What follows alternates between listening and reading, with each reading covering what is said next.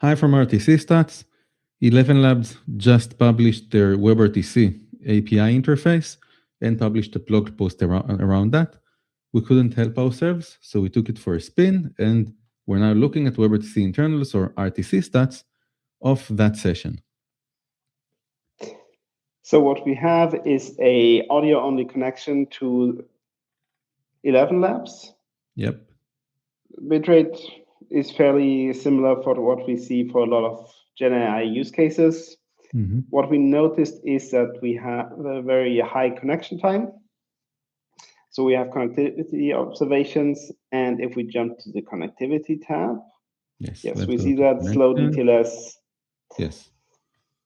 So we have the publisher connection, which had some errors. It is configuring a turn server, which seems to be on the other side of the ocean, which is not how you should deploy a turn server. And it can't even be connected. This is a demo, but this should be fixed fairly soon, I would say. Mm-hmm. And even the UDP server doesn't work. So we see gathering time or connection time that is too high. Yes, 120 milliseconds is... Because we're going from Europe to the US. Mm-hmm. And connectivity issues to the turn server where there should be none. Yes. Okay. Let's go look at the streams. Yes, if you look at the outbound audio and the bytes, please.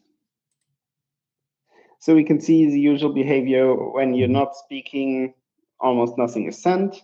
Target bitrate is 50 kilobits per second, which we've seen in a lot of LiveKit-based applications, and it goes up to 100 kilobits per second encoding because audio redundancy is used. Okay. And the incoming? We see the same behavior as before, 100 kilobits per second. I think this time it's because stereo audio is used, which for Gen AI use case might make sense. So we will see that in the SDP if we look at that. So let's look at the logs. I think that what we've seen here is the same as what we looked when we checked the LiveKit XAI Grok demo. We have another recording here in the showcase, so you can go check it out as well. Yes, that one isn't just moves, that isn't important.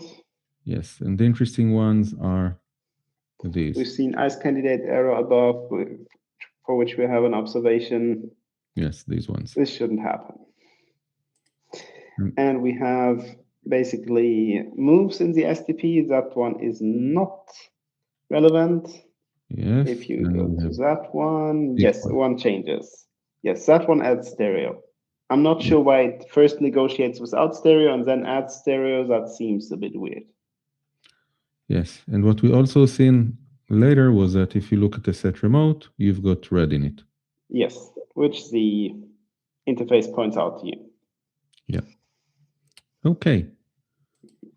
So I guess that's it for the new ElevenLabs session. I guess that we'll see them improve as time goes by, and we're going to watch that. Yes.